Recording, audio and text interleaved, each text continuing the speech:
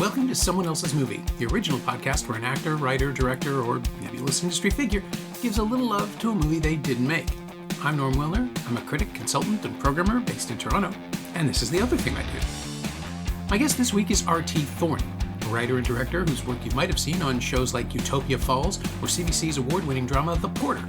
It was my absolute pleasure to invite RT's first feature, the dystopian thriller 40 Acres, to TIFF last year and unleash its extremely relevant premise about a racialized family led by Daniel Deadwyler and Michael Greyeyes defending their land from the white raiders who want to take it.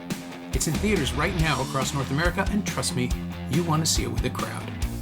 RT chose Blood Simple, Joel and Ethan Coen's first feature, which arrived in 1984 and immediately declared the brothers a creative force to be reckoned with.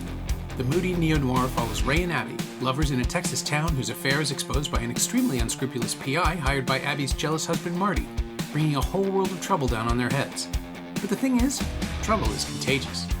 With John Getz and Frances McDormand as the heroes, and Emmett Walsh and Dan Hedaya as the heavies, the Coens electrified the modern noir with high style and no small amount of fatalistic comedy, all while pulling the tension tighter and tighter at every scene. It's a killer debut, and it made a hell of an impression on RT. He'll tell you all about it. This is Someone Else's Movie. There are filmmakers that are like,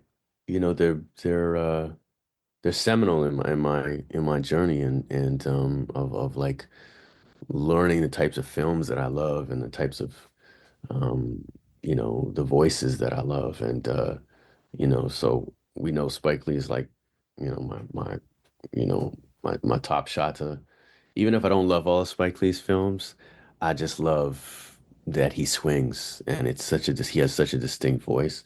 And I feel like the Coen brothers are very similar in that strange way. They're big, completely different types of films than Spike, but they always are authentic with their voice, their point of view. They make very distinct films all the time. The craftsmanship is top notch. Their cinematography, their editing, their pacing, and their choices are all their own, and I find that captivating. You know what I mean? So, and Blood Simple being their first, it was one of the first that I saw of them. It wasn't the first, but when I went back and watched it, it has all the hallmarks of their style and its signature. So, and the way they made it, I did some reading and just heard about, they didn't even have enough money to make the thing. They made the trailer first. They went and took the trailer and said, "Yeah, we're nearly done. Like, here's the trailer," and they convinced a bunch of people to give them money. I love that hustle. I think that's scrappy, and I relate to that a lot, man. So yeah. I have to admit, I don't revisit it that often, and I'm not sure why, because I love it. Hmm. Kate and I ran the entire Coen filmography a couple of years back. Yeah. And obviously you start with it, and it's just amazing watching it, almost 40 years later, and seeing that everything they do is in this movie. Like, these are people who had their style, had their vision, the nihilism, the humor. I mean, they were working with Sam Raimi at that time, so like the willingness to just go big on violence and comic violence. It's all there. Hmm. Like, Blood Simple leads directly to No Country for Old Men 20 years later, but it also has, like the humor of Buster Scruggs is in there, and Miller's Crossing, and the neo-noir stuff, like all the things they would roll forward. Like their first four movies are of a piece and so spectacularly different Hmm. that I guess all of their films are the same way now. And it's just remarkable the level of control they had right Yeah. out of the gate. Yeah. Yeah. You could tell. I feel like you can tell that, first of all, you can see the cinephile within them. There's so many, even upon watching it again, I was just like, this is it's a modern, well, I guess a contemporary for that time, contemporary film noir. But I was like, I wonder if I like shut off the color. You know what I mean? Yeah. Because a lot of contemporary or neo-noirs they're noirs, and they kind of like they tip their hat, but the visual style isn't always film noir high contrast photography. But this one really is like they really use, shadow play and light and dark and really mess with you in that way. And I did. I went to my TV and I tuned out all the color, turned the saturation right out, and I was like, this is crazy. Like it's so dope to see that. So yeah, they're just yeah, man, it's such a beautiful film, and you can tell that you can tell they storyboarded the thing. Like, and I know that's their hallmark. They storyboard everything, but like even from this one, sometimes even I'm not gonna say to a fault because I'm not gonna say to a fault about some masters, but like being their first film, like it was very much about the shots that they wanted to execute, Mhm. and in some cases. And this is just, coming from filmmakers who do this. I do it myself. It's like you craft a shot and then you put it into the edit and you realize, oh, I didn't really need like, 8 seconds of that shot because it doesn't edit properly with the next shot. And so it's funny, like you see them do this and I've heard that they don't shoot anything else but what they storyboard, so they don't even like do excess. So there's a couple of shots that are like, you know, it's like a shot that rotates around our main character. I can't remember Ray. Yeah. It's like a shot that sort of like rotates around him to reveal something behind him and then rotates back around him to do that. And it's like, you know, in an edit, you might do that a little differently nowadays, or they might have done that a little differently, but I'm sure they just shot it and like that's all we need, and then they try to put it in the edit and they're like, ah, but yeah, it's beautiful, man. And it's patient filmmaking. It has that pace. The shot tells you what he wants you to look at. And so you're watching the shot, and then they have like a little flicker of light in the doorway. And, you're just watching the bar from the inside, and then you they wait there. They don't show you what's happening, and then you see a flicker of light from the outside, and that's a car pulling up. And then the light lights the doorway so that when, Ray walks over to the door, you see his silhouette in the door, and then he comes in. It's very like that's kind of almost film schooly. Like that's the type of stuff that you do in film school. So it's beautiful work, man. Yeah, it's like they're making a movie that is already the way you remember the movie, right? They're Mhm. using an iconography and a sort of a heightened everything. I, Uh-huh. I never forget the neon, just the way that the bar Totally. sign is just a little bit buggy and it's not quite perfect, but it's also so artfully designed to Mhm. be not quite perfect that it Mhm. shouldn't work. Like it Yeah, really feels like they're pushing this hyper reality and stylization at the same time. And it's an yeah, argument the film is having with itself because of all the noir references and the sense that you're seeing a movie that you already know. And it's a great way for them to introduce themselves because that's how they approach every genre, I think. totally. But Fargo is we're watching a movie about double crosses and scams, but it's in a fun accent. So you're Mhm. just a little bit destabilized. Yeah, Or The Big Lebowski is Altman's Long Goodbye, except during the Gulf War with a stoner instead of Elliot Gould. And yeah, it's just fun to watch them pretend they don't care about what they're doing. sure. But through their craft, you absolutely see they care, Oh you yeah, know? Yeah, yeah. yeah.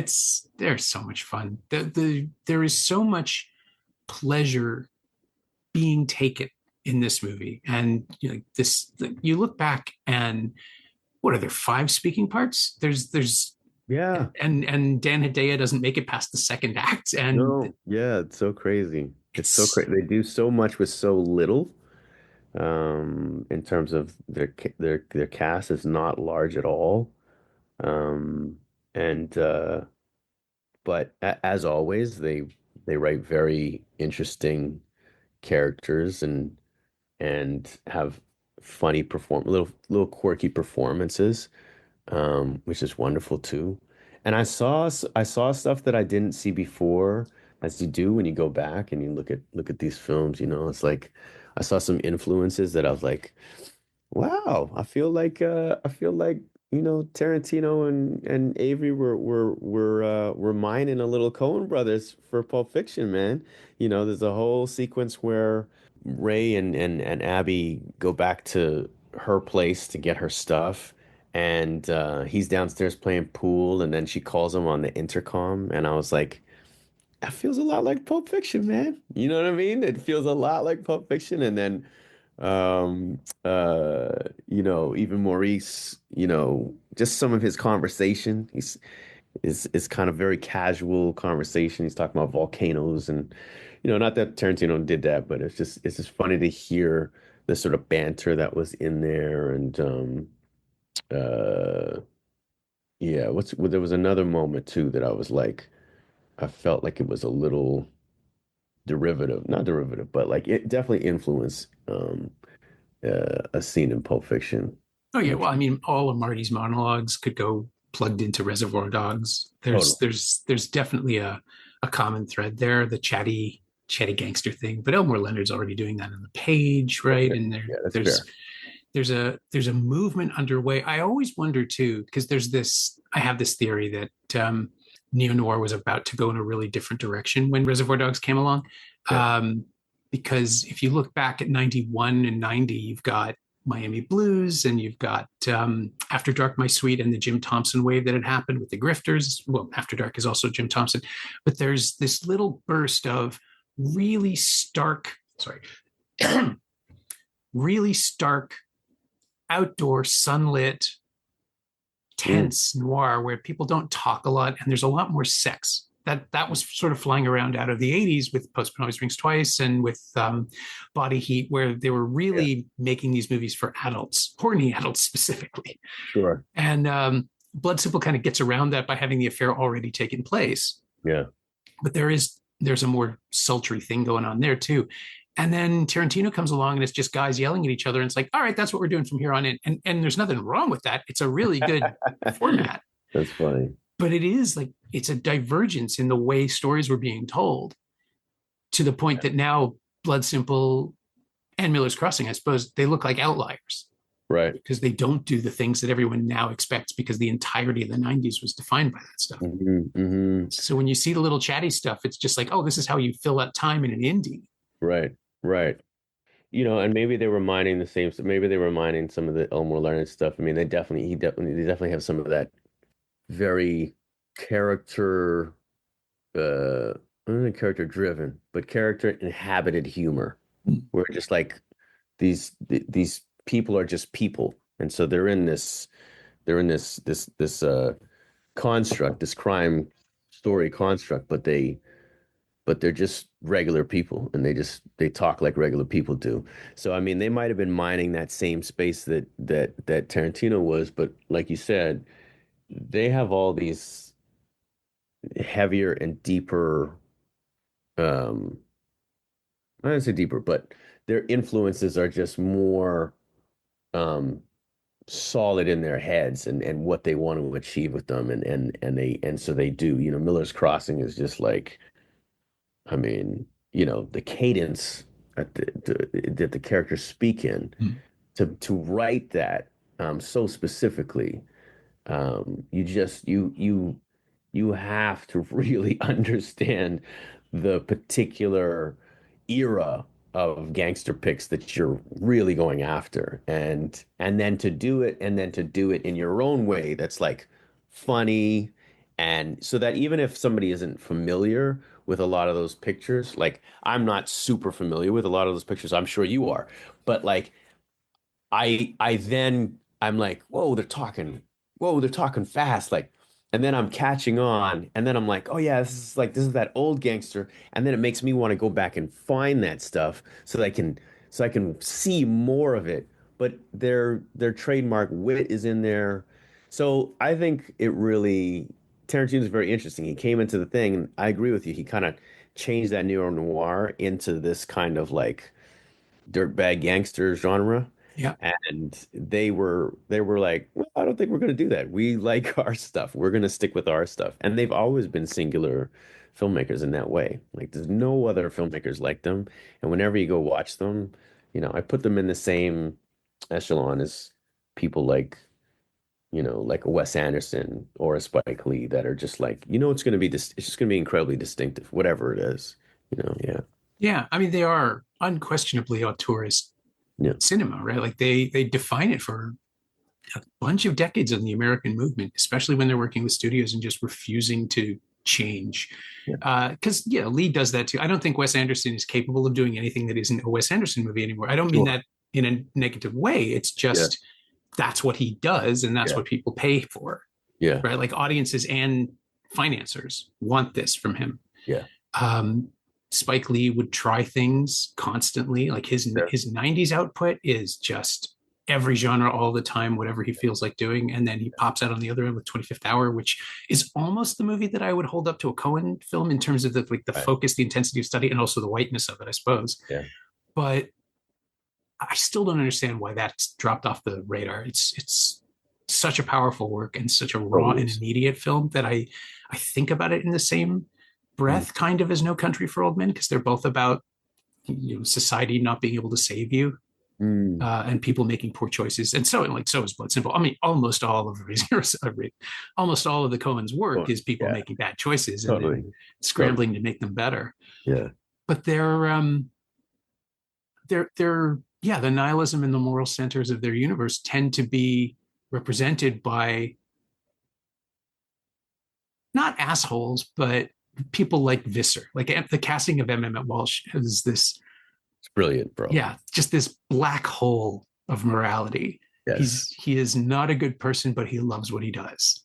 100%. And he enjoys himself while he's doing it. Like, I've never seen a character that laughs so much just to his own jokes. Like, he's kind of enamored by his own humor, which is really funny. And, he likes to spin around in people's dirty laundry. And then he's totally fine just to like, let like force them into a hole to deal with it, collect the money that he's got to go, and he's gonna take off. I mean, that's his goal, but even though he never achieves it, but yeah, Yeah. And he doesn't, I mean, this is a guy who doctors photographs to make it look like he's murdered yeah, people. He's yeah. just as bad as everybody else, but he is, Well, he also murders people too. Like, it's so funny. It's funny when I was watching it again, because I couldn't remember exactly how the double crossing came about, and I'm then watching, and it's like, he's like, okay, these people are cheaters, and this person, this person wants to kill them. Um, and so I'm gonna tie them all up in a knot and walk away with, 20 grand. And he does that, but then he's like, well, I gotta kill this guy because because in order to tie this up, I gotta make them guilty for it. But he has no problem doing that, It's funny. It's like, and I guess it goes back to what he says in the car. He's just like, it's like, if you want something else done, I can do it. It's fine. He has no moral center. His character is completely vacant of any kind of. yeah, you're really in it for himself. And this is one of those guys who you just know sleeps like a baby. That's the other Oh, thing. Like his sense of comfort in every scene and how he's always got an angle on somebody and he's always got the upper hand, or at least he believes he does. Which we were talking about this before we started recording, is the fun thing about 40 Acres is that everybody in that movie who has it coming is a shitbag. Like your villains are villains. And oh, here we have this perfect example of somebody who really just rides the waves of everything right up until he loses control, at which point it becomes really entertaining to watch him get just yeah, yeah, yeah, maimed and like yeah, everything yeah. going wrong for him. And that's the other thing that Coens do, is that they create a roller coaster effect where we like M. Walsh as an actor. He's fascinating. He's got great speeches and monologues and interactions. And then it's like, what is going to happen to this guy? And then they start it and you're like, oh, I see. This is fun. They're inviting the audience to enjoy the downfall, which Mhm. is the thing that they do frequently. I mean, like a lot of their villains are their up and comes very, very hard and generally in a crowd pleasing way. Yeah.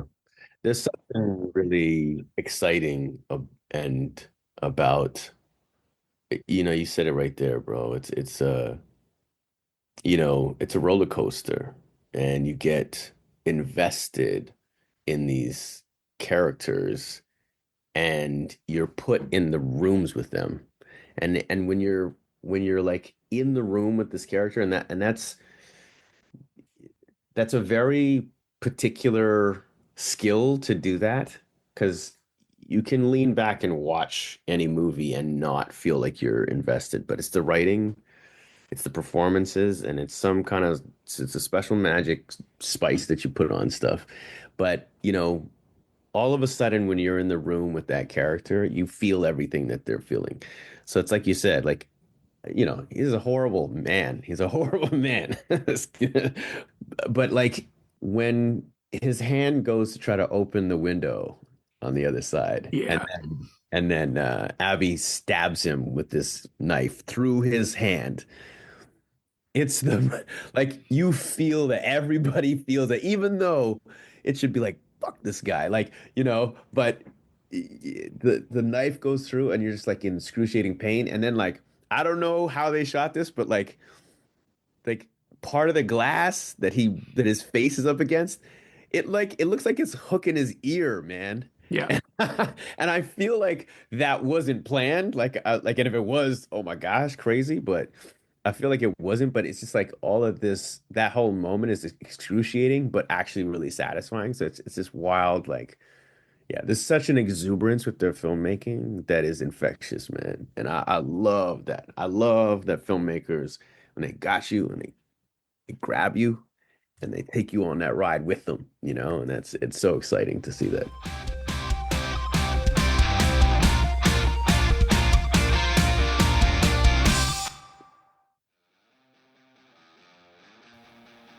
Hey, it's Norm, interrupting my own show to bring you up to speed on Shiny Things, my newsletter about physical media, culture, and the odd streaming project. Last week, I wrote about Drop, Opus, and The Wedding Banquet, which all arrived on disc over the last month, and Arrow's new 4K editions of Dark City and Swordfish, which are very much products of their time. Sign up for a 14-day free trial at shiny-things.ghost.io, or find a link at the Simcast Blue Sky account. You like reading about movies? I like writing about them. Come check it out.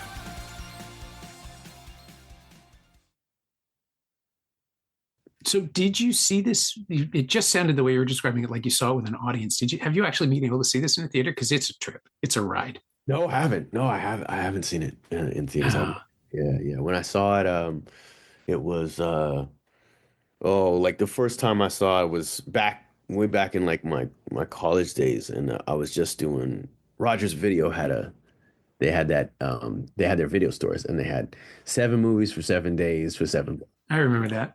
Yeah, so I would do, I would just basically go through and, any auteur, I would just be grabbing up their stuff. So Fellini, I grabbed 7, and then the Coens came about. And I had seen, at that time, I probably saw Fargo or something. I can't remember the first one I saw of them, but then I was like, okay, yeah, I dig these guys. I think I would dig these guys. Let me see the rest of their stuff. And so I watched all of their stuff, and yeah, but yeah, I have not been able to see some of their early works in the theater, and I'm sure it's like a trip, yeah. Yeah. The thing about the knife through the hand, it does. I saw it with, I don't know, maybe 40 people at the Blur when it was in rep. And yeah, everybody just goes, ah, like there's this really visceral sound. And then the other time I've noticed them doing, I mean, because they've always really been good at that. I think that's growing up with Sam Raimi stuff, where they both sort of said, what would be the worst thing you could do to a hand? What would be the worst thing you could do to a foot? There's that moment in Raising Arizona where, is it Sam? I can't remember the actor's name, but he scrapes his fingers on the stucco as he comes in Yeah. for HI. And I've seen that with a crowd too, and people just shudder Yeah. because they make this stuff relatable. Like the wounds they inflict on people are things that we could feel. It's like that line about how Rob Bottin told John Carpenter he needed to do a couple of really simple wounds at the very beginning of the thing so people could flinch and identify with the characters, like a guy getting stitches. There's a close-up shot of the makeup, because that way you feel like everything's real, and that allows you to process the fantastical stuff. But it's the little things that audiences can identify with, like fingertips and toes and fingernails. And yeah, just even the worst people can suffer mightily. And in that one moment, we kind of identify with this terrible, terrible person. Yeah, yeah. And the thing is like, we're in an era where um, you know, people are watching action films, the action genre and and everybody's a superhero, bro. Like everybody's ever like I don't care if you're Captain America, or you're the Hulk, or you're Thor. These people just get hit and they can just get up and just keep, you know what I mean? And Yeah. like, but then that also translates down to the John Wicks or to the extractions or to the, whatever you want. And those people as well, they act like they're superheroes, even though they're supposed to be quote unquote regular humans, and I mean, look, I get it for some for certain things. I definitely did it in 40, you know what I mean? Yeah. But I want you to feel the pain of this kid because when this stuff happens to you, like a regular person is not getting up, So I think what I love about some of this is that like the focus on that stuff and how actually painful it is in this movie is like I don't know, it's amazing because it makes you cringe and it makes you, and as a film goer, you're like, ugh, like I don't want to even see that. I don't want to imagine that. And I'm like, nah, we should imagine it because if you're talking about violence, I think you gotta witness it. This violence isn't, violence is not, it shouldn't be, and it can be stylized and it can be fun, but I think in certain stories it shouldn't be. It has real consequences, so it's nice to see something that like kind of puts your nose in it and makes you think about it. Yeah, well, and not just violence, but the cleanup, right? Like there's that great bit with the nylon windbreaker that doesn't absorb blood because Ray, and full points to John Getz for playing a guy who isn't nearly as smart as he thinks he is, but Right. also kind of knows he's not that smart to begin with. Yeah, yeah. And he's purely reactive. So once again, like it's a bad decision all the time for this guy. He just likes Abby. There's nothing like, he didn't want to do any of this stuff. He just got caught in the middle, like every Yeah. like every like every sort of sad sap in a film noir. He just gets kind of caught between um, you know, uh our femme fatale and the forces that are coming. Yeah. Yeah. That's you know what that's the other thing that I thought was like an influence on Pulp Fiction, the whole cleanup in the back of the car, man. Oh yeah. That blood out of there, man, and putting down towels and linens on it to disguise it. When Maurice comes by and he's like, "Hey, man, Marty's on something," and he's sitting in front of the car, like hoping that he's not gonna look in there. I was like, yeah, I was like, look at that.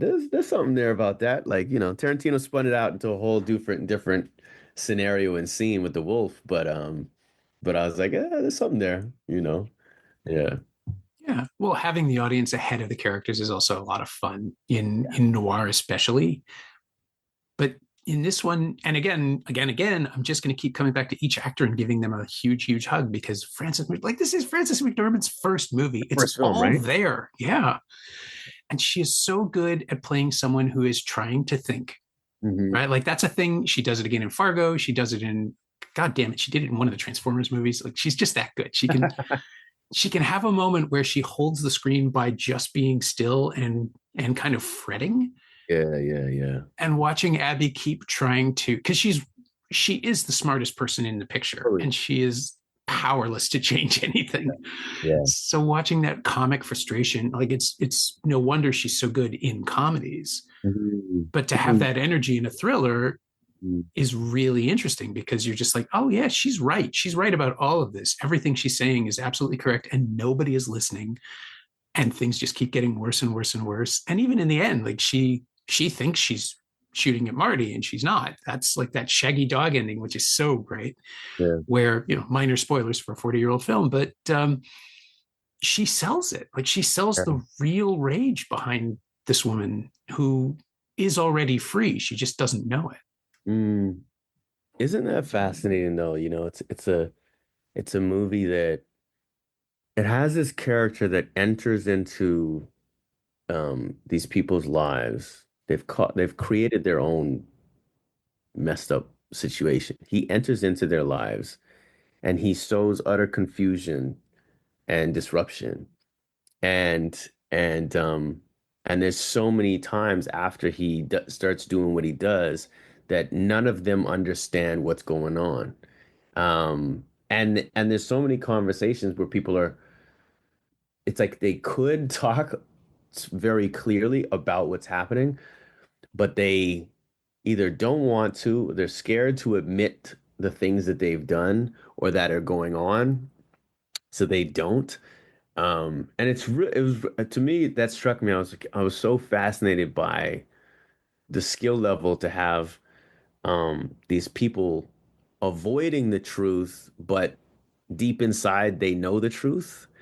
It was just, yeah, it just struck me this time. It's very masterful. I was like, this is crazy. And you're right, like she thinks she's getting revenge on her husband, on her, yeah, on this, this abusive man or whatnot. And in the end, it's, she's sort of taking out the force that he put upon them. But yeah, she's great in it, man. She's stunning in it.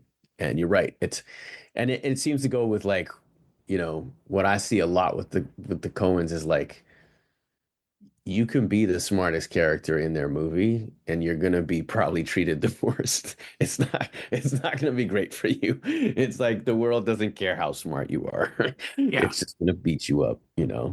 Yeah. It's the line Holly Hunter, another Coen veteran, has in broadcast news, right? Like, it must be great to be the smartest person in the room. It's like, no, it's awful. Yeah. Yeah. Yeah.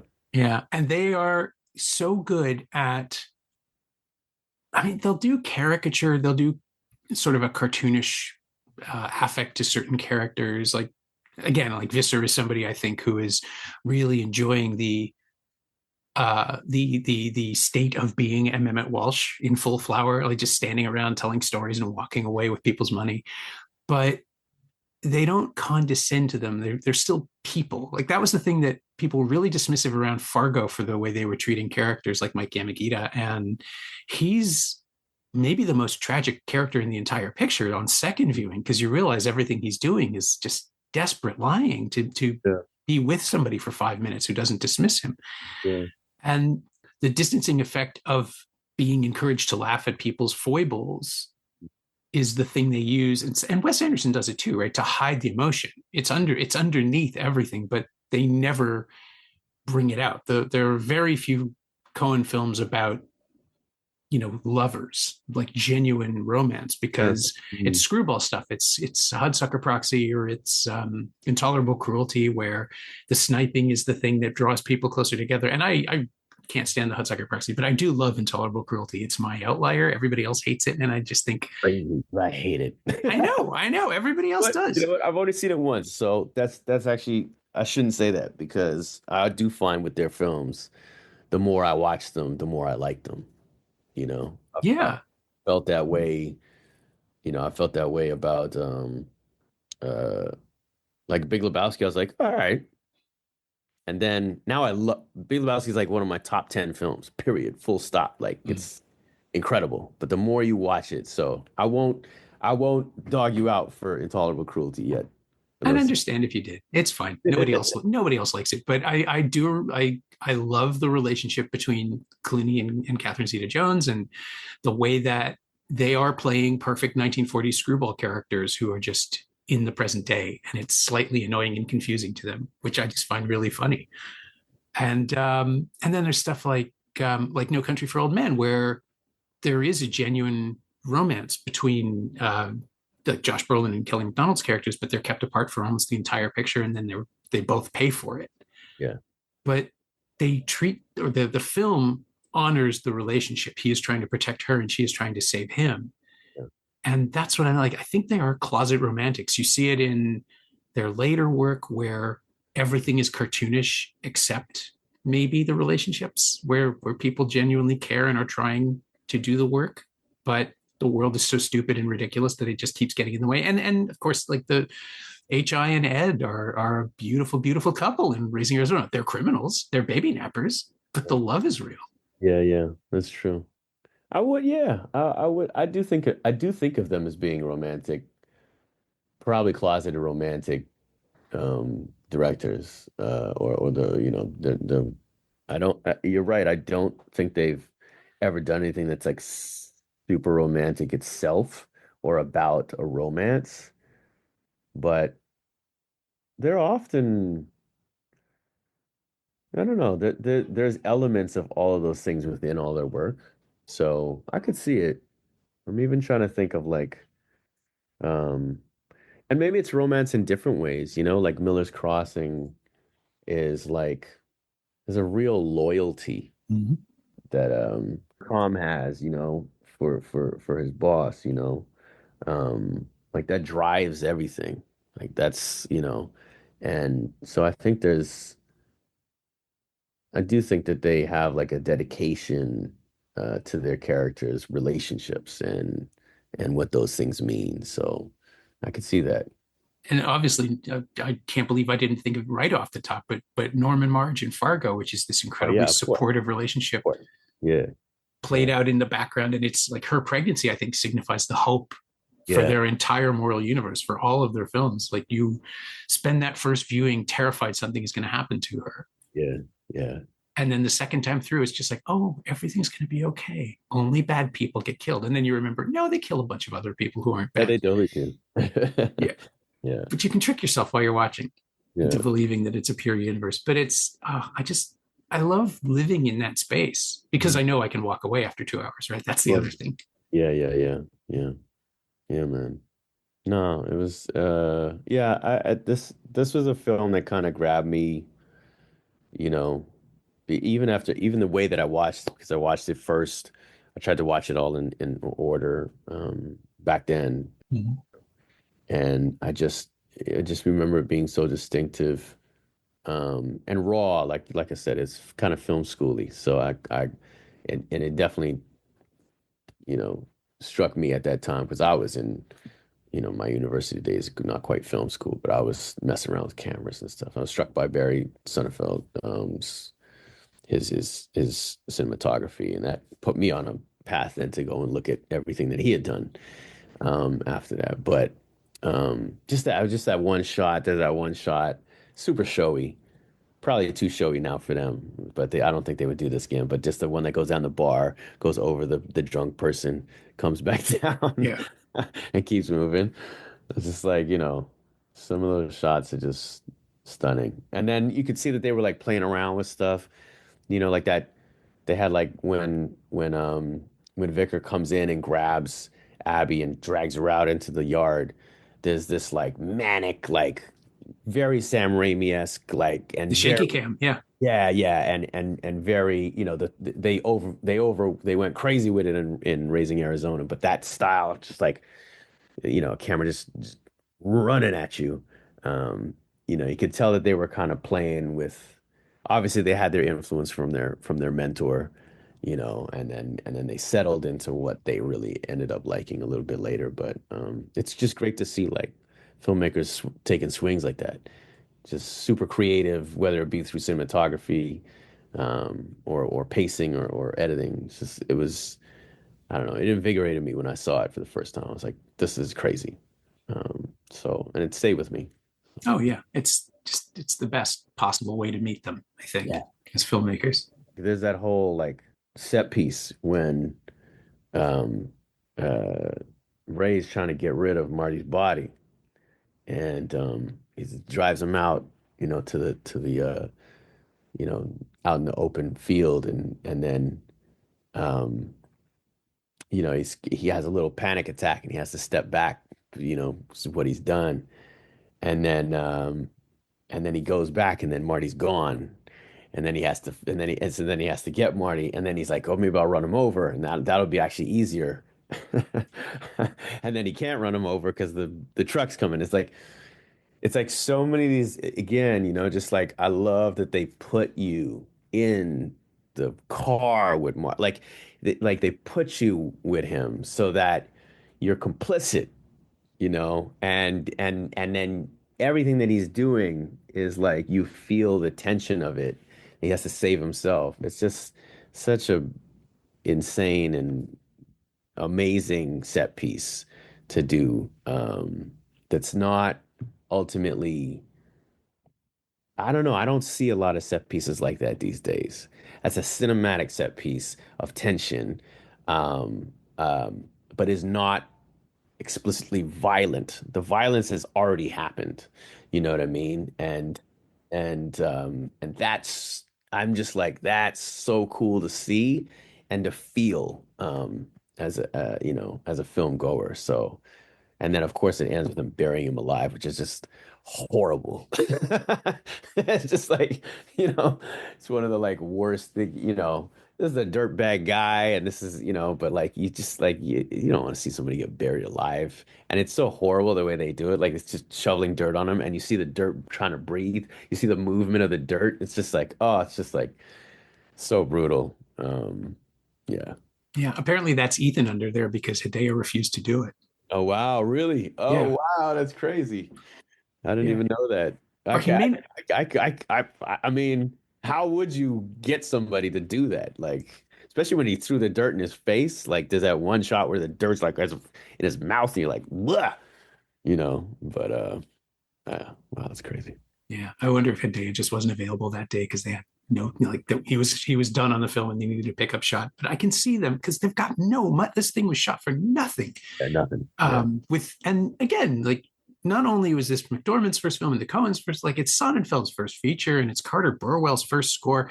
It's so remarkable how many careers come out of this thing, mhm. Mm. not just their own, but it is like an undeniable calling card for everybody's abilities. That's not why it exists, right? Like it's not trying to dazzle you, Yeah, but it can't help but do that. There's just so much in there. yeah, I'm yeah. so glad you picked it.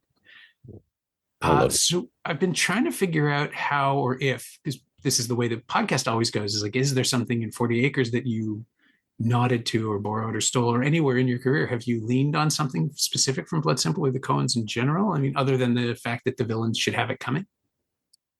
Yeah, I mean, I wouldn't say that it was there's like direct nod to it, but again, it was one of the first films that I saw that just there was sheer exuberance in the filmmaking, the joy of telling this story, and then and crafting the story, which was, and I felt that from when I watched it. This is the first film I watched, or the first film that I watched in that order, and then I started to see that same thing in all of their films. They Mm-hmm. love making films, and they love, if you love films, you're going to have a good time in this. You know what I mean? And they're using all the tools. So I love suspense. I love suspense. You tell me a suspenseful film that you love, I will immediately go watch it. Like there's nothing better to me than a film that makes you lean in anticipation of something horrible happening. And like that can be said for a horror genre, but I'm not a big gore guy. I don't love rubbing my face in gore for gore's sake. I do like um quick and surprising violence. Um because it's an incredible release valve for that tension. So you set it up well, and they do that. And so I think there's moments and elements in 40 Acres where I definitely, I'm swimming in that kind of space. I want to do that for the audience. I want to set up a bunch of tension and then give them a quick release that, it gets me excited when I watch films when they can do that. So there's definite, I pay homage to them for like introducing me to that, even though they're clearly not the first filmmakers that have done that kind of thing. But it's just like I felt it really viscerally when I watched this film. So there's that kind of thing. And again, a lot of their humor comes out of their characters. You put these characters anywhere, they're gonna make you laugh. You can put them in space, they'll make you laugh because they're just these people, and that's fascinating to me. And I love character-driven thrillers like that. So I think those are some of the things that kind of like bled into 40 Acres in their own way or fashion. Um, yeah, for sure. Yeah, Galen in the Bunker has a real Absolutely. shock and awe kind of thing going on there. Absolutely, absolutely. And like that's like, again, like, seeing when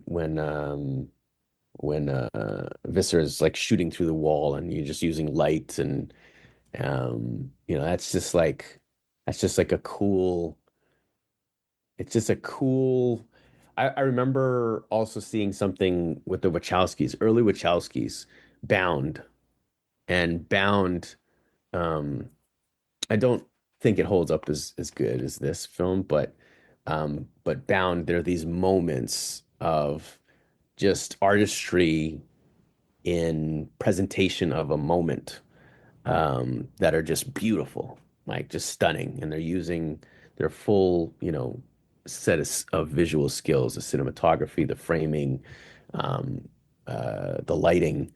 And, I love films that can bring you back to that, that essence of filmmaking where it's not about a bunch of dialogue or it's not a bunch of plot.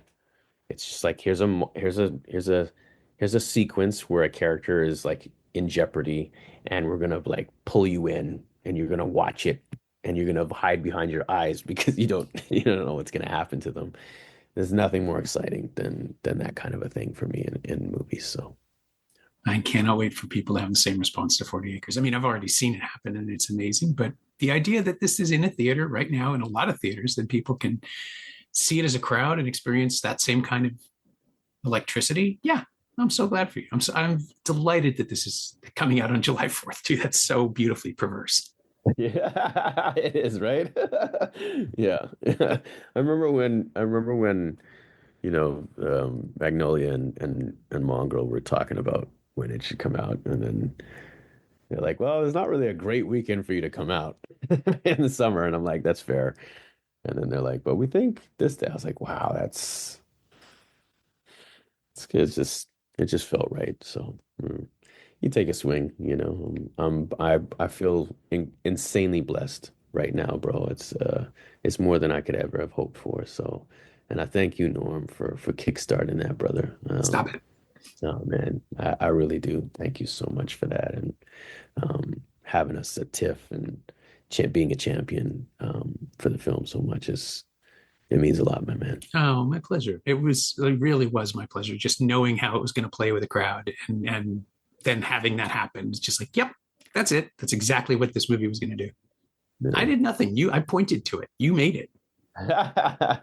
Sometimes it takes a point though, bro. So I appreciate it, man. Yeah, yeah. My thanks to RT Thorne, whose tremendously entertaining dystopian thriller 40 Acres is in theaters right now in the US and Canada. Couldn't have picked a better time for it. You can find RT on Instagram at Directed by RT, all one word, and you can find Blood Simple on 4K Blu-ray and DVD in the Criterion Collection and streaming on the Criterion Channel in the US and Canada.